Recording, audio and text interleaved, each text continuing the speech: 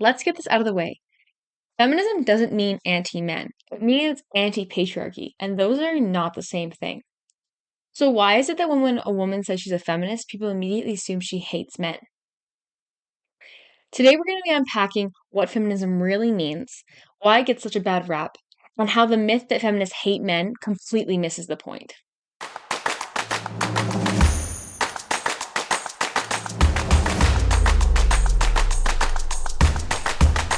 Today you're listening to Fed Up but Figuring It Out, unpacking politics, culture, and global power. If you ever thought, why does this all feel like bullshit?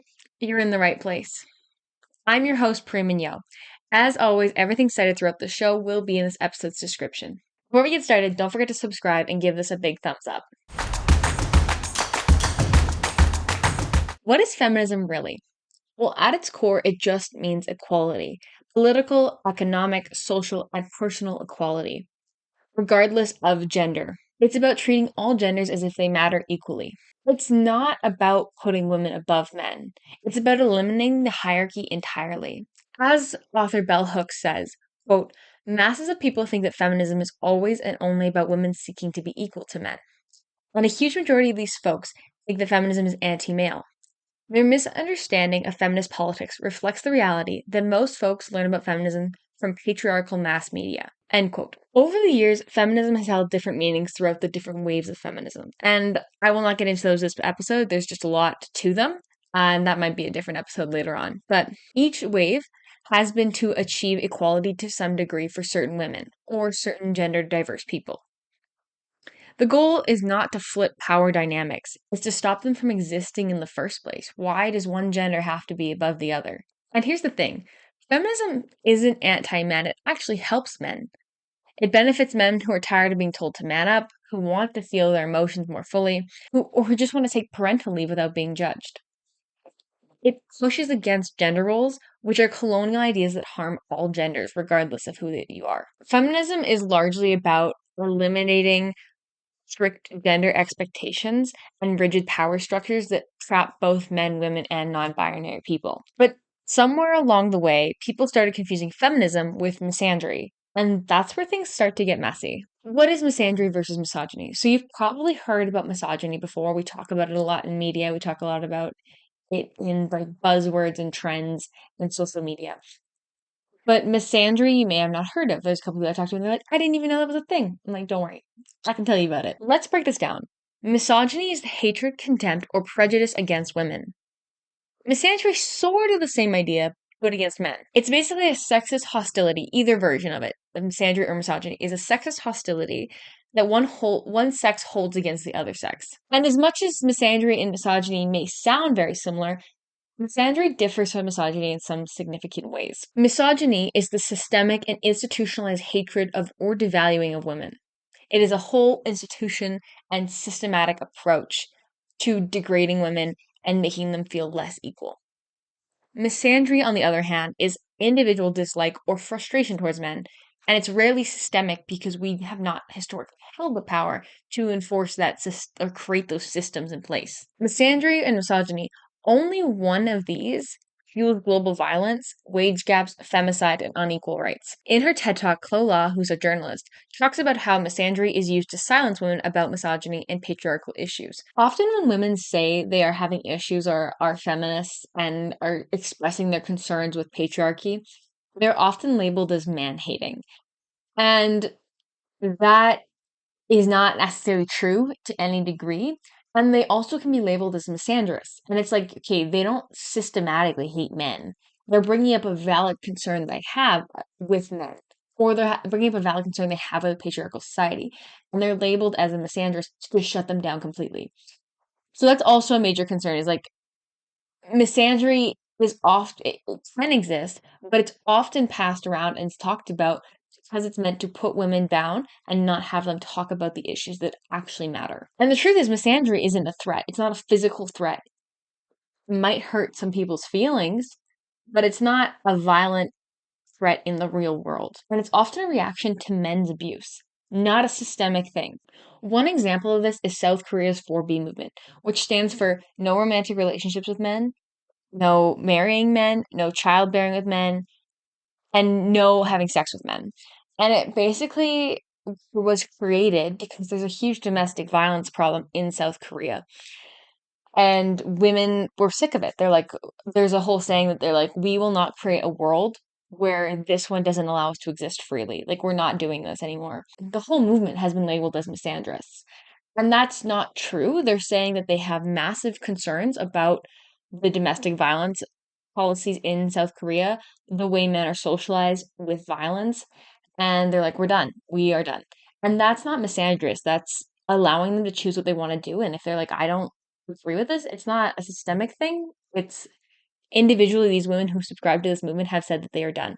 And there's quite a few women who have subscribed to it. So there are some people that argue that misandry is socially acceptable and misogyny isn't. Because men aren't allowed to say like they hate women, and women are allowed to say I hate men. And it's like, okay, but that is highly untrue because misogyny exists throughout all of our societies.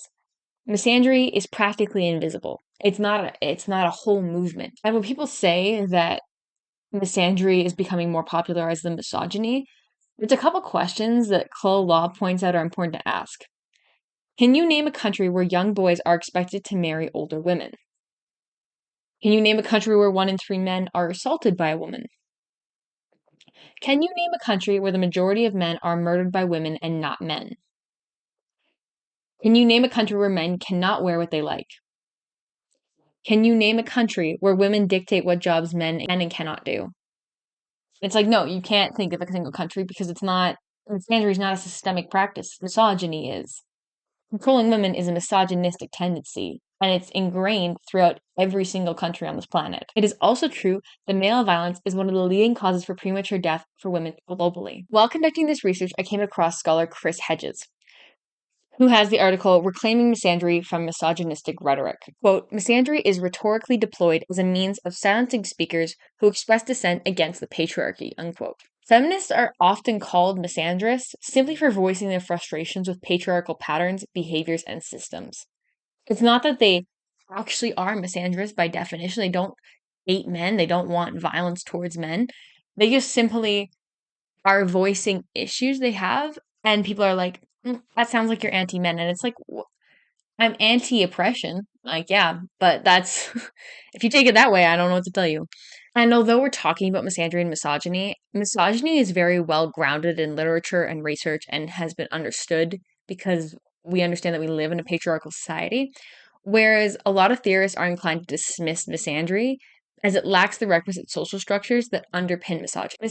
Misandry doesn't have like a foundational power around it like misogyny does. Misandry has been dismissed by theorists because, quote, it lacks systemic, institutionalized, and legislated antipathy of misogyny. End quote. So misogyny as a whole has a lot of power behind it, the devaluing of women. For example, men don't have to worry if every 4 years their right to bodily autonomy comes up, and yet women do. In most Western societies, it's like that is a concern. Like, are we going to be allowed to have reproductive care? When abortion access is reproductive care, like, is that going to be taken away? It isn't a devaluing of women when that is constantly up for debate. Like, that is a human right in a lot of ways, and dismissing that makes you feel subhuman and more oppressed. So it's kind of like there's these power structures behind misogyny, and misandry doesn't have those power structures, and it's not a systemic thing. We're not taught to be misandrous from birth, and yet we are taught misogynistic tendencies from birth. One example of this is like when you're a kid, when you're a girl, and like a guy starts bugging you on the playground, and they're like, oh, he's flirting with you. He's not flirting with you. He's being an asshole. And you are being taught and conditioned that that's acceptable and okay behavior, which is misogynistic. Regarding misandry and misogyny, scholar Hedge says, quote, here's the difference though. Only one of these, misogyny, actually kills people. Only one shows up in global data on violence, harassment, and systemic inequality, end quote. And we can see misogyny in incel culture, which is crazy. And if you want to go down a whole rabbit hole, you can, but that's insane, that whole subculture.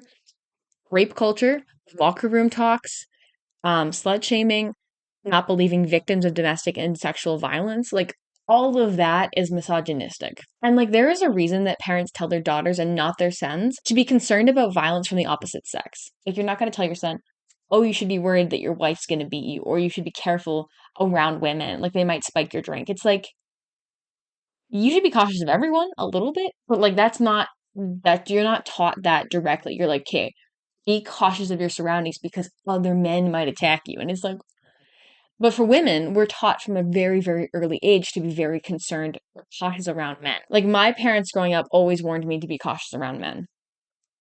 And I've also had experiences where I'm like, I have learned to be cautious around men.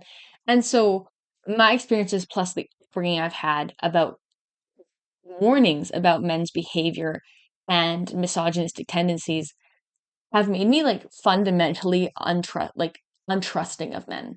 And that's not meant to be mean. It's meant to be like all of my experiences plus all of my social teachings that we teach girls from a young age have taught me to not trust men as a collective.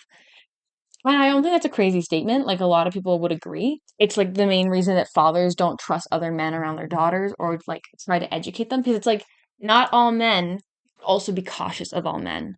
So it's very like just really hard to grapple with as a young girl and then coming into adulthood where you're like, "Oh, I'm supposed to like date them now and like make really good relationships with men." And it's like this constant like where okay, how can I be cautious? How can I balance knowing that they might be misogynistic and violent towards me? And men don't have that experience. Men don't aren't raised like that as a whole. They're not raised to be wary of women to the same degree women are raised to be wary of men. As the creator at V Prince Music says in a reel, quote, the number one reason I don't trust men is because every good man I know doesn't trust men. End quote. And it's like, yeah, like your husband and your fathers and all these different things have told you your entire life, or your uncles or whoever is a man in your life, have told you to be cautious or know that you should be cautious around men. And it's like they're warning you, and it's like it's just a weird thing where it's like not all men, but then yet men also will condition women to know that it could be all men. And here's the real kicker is that misandry doesn't have a body count. Misogyny does. And before anyone comes on here and says, women can be mean too. Sure. Okay, sure. Women as individuals can hate anyone. Individuals can hate anyone. But we're not talking about individual rudeness here. We're talking about systems of power that shape laws, paychecks, safety, and freedom. And we have to keep in mind that misandry is often used to dismiss real issues. During my research for this podcast, I came across a tweet that was on Pinterest, so it's probably pretty old, but it was a great like quote about the difference between men saying they hate women and women saying they hate men, which is, quote, women who hate men want to distance ourselves from men, have our own communities. When women hate men, we want to get away from men. When men hate women, they do the exact opposite. They invade our spaces, harass us, intimidate us, stalk us, are violent against us. It doesn't matter how much women hate men, we don't hate men the same way they hate us. Unquote. And I think that's just so important to slightly remember. And this is like, yeah, you shouldn't hate either gender. You should not. Like a woman shouldn't hate a man shouldn't hate a woman. But there's this distinct difference in the way that people who claim to hate the gender approach it. For examples like incels, involuntary celibates. It's like I could do a whole episode on them, and I probably will eventually.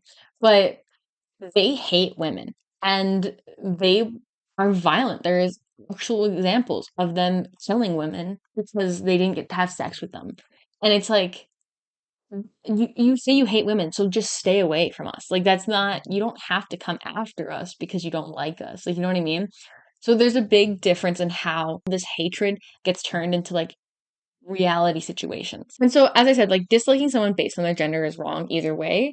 And you should allow them to potentially prove your conceptions of them wrong. Like although I'm largely untrustful of men, I still try to make an effort to like talk to men and go on dates with men and like really try to bridge that gap and talk to men. Like when I do my podcast scripts, I do sometimes take men's input, just so I'm trying to be like more well balanced. And so yes, although right off the gate I won't trust a man, there's some very easy ways that they can get me to trust them because if they're a good person, that pretty much seals the deal. And so like neither hatred should exist, but I have found that women's generalizations of male behavior are more survival method than hateful rhetoric. Men's is based on fear of losing power and hate. Women's is based in the fear of getting killed. Like, for example, we are warned to be aware of sharks in water and stay away from them, even though they kill so few people a year. Every woman has a story of male harassment. 1 in 3 women in North America will be sexually assaulted in her lifetime. Yet, the fear or anger towards men is seen as completely invalid. It would be naive of women not to be slightly worried around men, and after a lifetime of low-grade stress, of course that might come out as anger. Anger that you have been consistently vigilant your whole life, and it is exhausting. It's not that women, when they say they hate men, hate men. It's they hate that they have to be constantly vigilant and concerned about male violence. And the fact that they are dismissed when they bring it up. Like, that's so, so irritating. Every woman you know, and I know, has a reason not to trust men. And yet it is viewed as unacceptable and called misandry. But if a dog attacked you, or stalked you, or threatened you, or assaulted you, no one is going to tell you to trust dogs. Well, a dog can't do any of those things, but if you can picture those things, why would you trust a dog? Of course women get angry. Like, of course women get angry in this patriarchal society. After a lifetime of feeling like you're living under someone's thumb or someone's watch and like not being validated in your own fears, of course that might come out as anger. But it's not, the anger isn't hatred. It's anger at the system, not hatred at individual men. There's this scene from a show called Designing Women in the late 80s where Dixie Carter's character Julia gets told that the state of the world is women's fault. And in response to this, she's like in a living room and she's like, they're like, oh, it's women's fault that the world is the way it is. And she goes, quote, I love men. You cannot ignore history.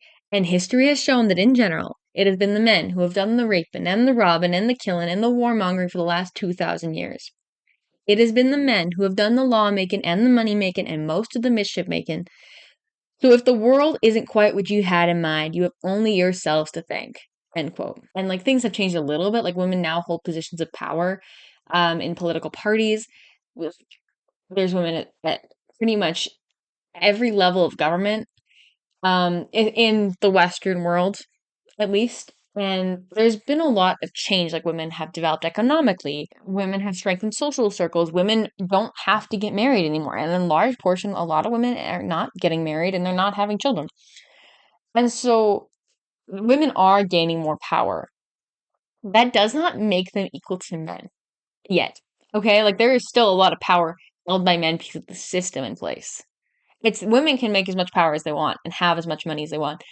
That is an individual success, not a systemic success, because we're not set up to win in this patriarchal world. But I always think that's an interesting quote because people always bring it up. They're like, "Well, we have equality now, right? Like we're equal." And it's like no country on the planet has achieved gender equality yet, which is insane. Like insane to think about. When you look at the history of it, it kind of makes sense because we only got the right to vote in like most Western democracies 100, maybe a little less than 100 years ago.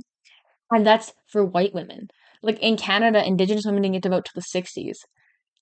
And you're expecting 2,000 years or more of history to be undone in the last 40, 50.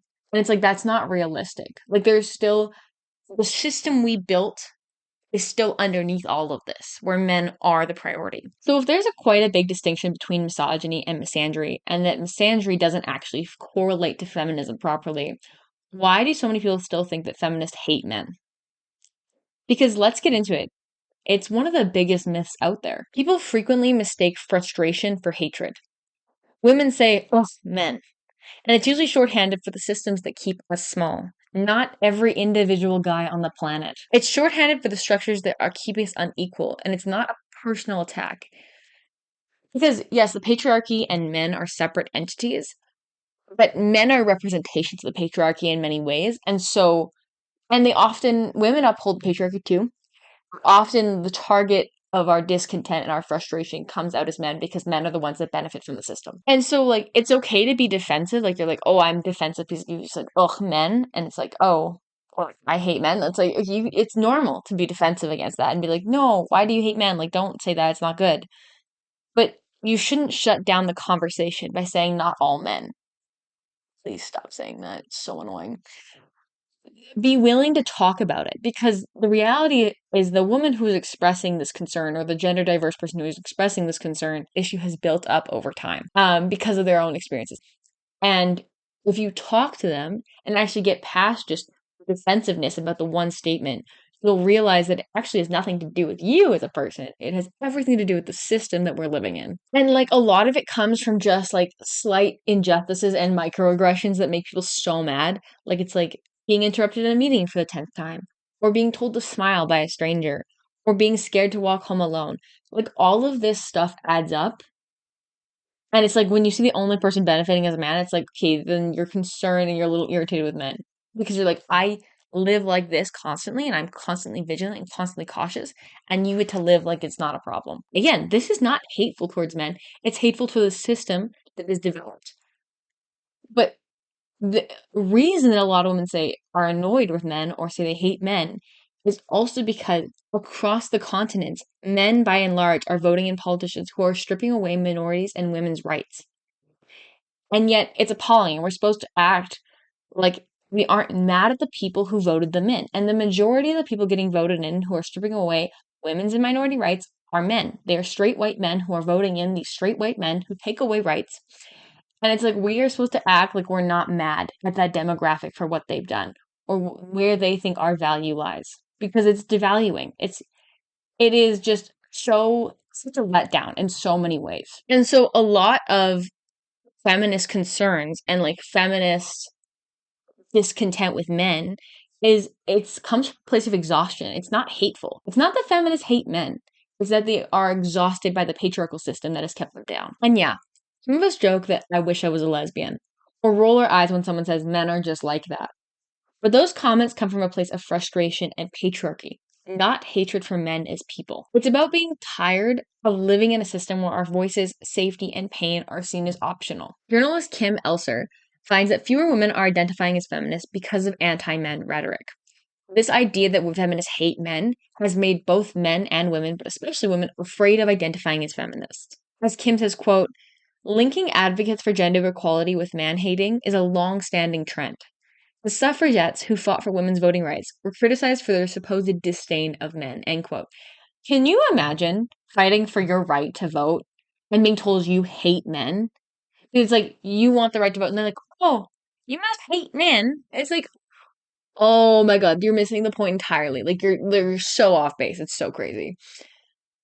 And yet, as this points out, we have been doing that to women and feminists forever, who try to advocate for like a little, like a smidge of rights to vote. That's where their concern was. And now we're here and it's like, we want equal pay. Or we want to not be like stalked. And we want better domestic violence policies and like all this different stuff. We want reproductive care. And it's like, that's anti-man. It's like, okay, you're so off base. Like, yeah. A professor in sociopsychology at the University of Surrey, Dr. Alfie Hopkins Doyle, talks about this study as well. Quote, for decades, the feminist movement has been dodged by the perception that it is anti-men and that feminists hate men. This misandering myth has been used to delegitimize and decredit the movement that has deterred women from joining it and motivated men to oppose it, sometimes with violence, end quote. And it's not that I don't think if men knew what feminism actually means, that they would be violent or discredit like women who are in it. Because fighting for equal rights makes total sense from any sane person's brain. And equal rights means breaking down these gender barriers and these power structures that hold one group down. I mean, or hold both groups down. Again, it doesn't help either gender. The study both Dr. Hopkins Doyle and journalist Kim talk about is the misandry myth, and an accurate stereotype about feminist attitudes towards men. And in the study, to learn more about feminist attitudes towards men, researchers conducted 5 individual studies with 9,799 participants across 9 countries. And they found that women or feminists have largely positive attitudes towards men. Feminists also perceived that men and women were more similar, and this led in turn to more positive attitudes towards men. There is no strong evidence to suggest that feminist attitudes towards men were any less positive than non-feminists. And it's also true that women's attitudes towards men were no more negative than men's attitudes towards men were. Let's talk about the actual concern and the actual frustration behind why feminist gets labeled as man-hating, which is the patriarchy. The patriarchy isn't just some buzzword. It's a social and political structure that gives men, especially straight cisgender men, more power, status, and control over almost everything. It is the idea that male is the central and dominant structure in our social order. Male is the norm for being human, and women and girls are like a subtopic. It's kind of the same way that like most of healthcare is built around the male body. Cars are largely designed around the male body. We only got like a women crash test dummy in like the last 10 years. Laws are legislated around men. Office temperatures are regulated to be at men's, like help men's normal body temperatures and not women's. And like there's so many little things that add up to it. And the reality of it is that when a person wants to come up with something that'll work for everyone, they think of a man, which is low key crazy because women are half, if not slightly more, of the population on the earth. And like the male should not be the default. It shouldn't be women either, but it shouldn't just be men. It is also this system where men hold power and dominate in roles of leadership, moral authority, and privilege. It's like how men are more likely to respond to a male authority figure than a woman authority figure. Why do you look up to someone like a man with more respect and leadership than you do to a woman? When men say, okay, well, it's not my individual fault for this situation, which is fair, that's totally fair. But let's be honest, you still benefit from patriarchy. Men benefit and they don't benefit. There's a kind of a coin toss there, but they do largely benefit from safety, from economic power, like all these different things, which you would still have under a system run by women, but you know, oppression would be less likely. Um, the irony is that patriarchy doesn't even serve men that well. It traps them too, in silence, in anger, in emotional repression. And we talked a lot about this earlier this season in episode 4 in toxic masculinity and loneliness. So if you want to learn more about how the patriarchy harms men, that's a great episode. But of course, every time you talk about patriarchy, someone jumps in with a list of gotcha points on how actually men have it worse. Let's go through those. Here are some common counterpoints and the myths behind them. First one you always hear when you bring up patriarchy is men die younger. Yeah, because the rigid masculinity we've created in this patriarchal society discourages emotional openness and also discourages men from seeking healthcare. And we talked about that with mental health care, but also physical health care. Feminists want to fix that. We want you guys to be able to talk about your emotions. We want you to be able to ask for help and like deal with these things and hopefully not die younger. Like that is our hope. There's also men work more dangerous jobs. It's true. That is true. But ask yourself why that is. Women are harassed and excluded from these industries in large. Women's safety in blue collar spaces and the army isn't prioritized. We are discouraged from signing up from those jobs, not because they themselves are dangerous, but because men's behavior in them is. Isn't that crazy though? Like the job itself is not the most dangerous aspect for women. It is the men they work with and the men who might be their clients in these industries that are the actual danger to women. Or the classic, men get drafted for wars. Okay, but like, why are we still drafting anyone? If a country can't convince its citizens to fight for it on principle, then maybe it's not worth dying for. And like, feminism doesn't support militarization either. I saw this thing the other day and it was talking about how if we had like a matriarchal society, which is not the opposite of a patriarchal society, because people are more equal in it.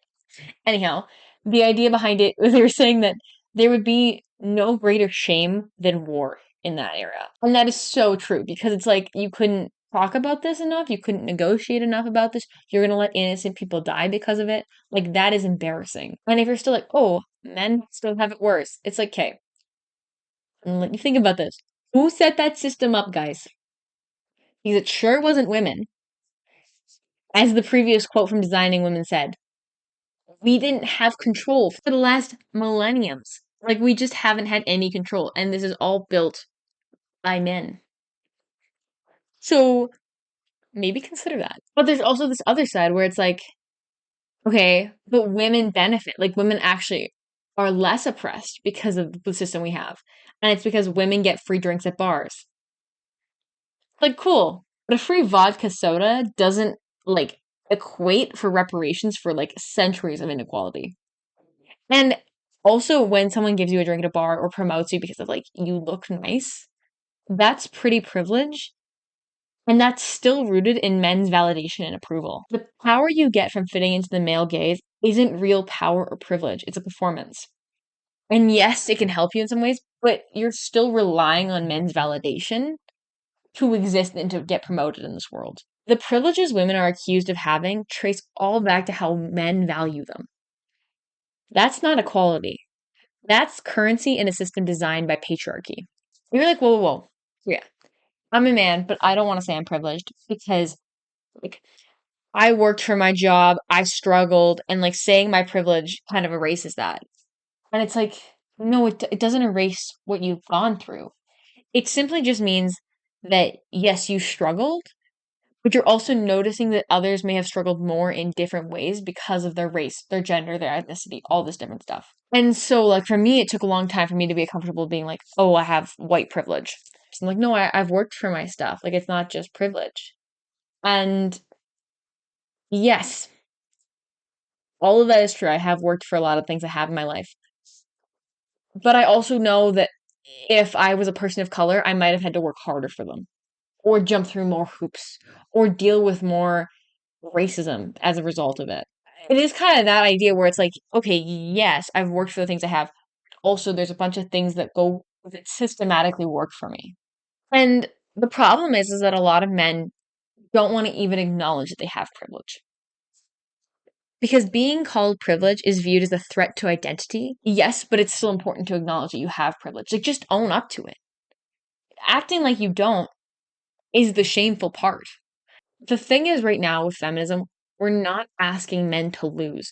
We're asking everyone to stop playing this rigged game. And that's the whole point. Feminism isn't trying to take something from men, it's trying to create a world where power isn't permission based.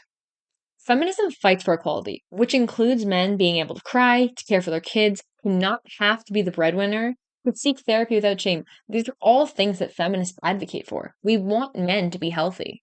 Feminism also advocates for better healthcare, emotional literacy, flexible gender roles, consent education, and nonviolent masculinities.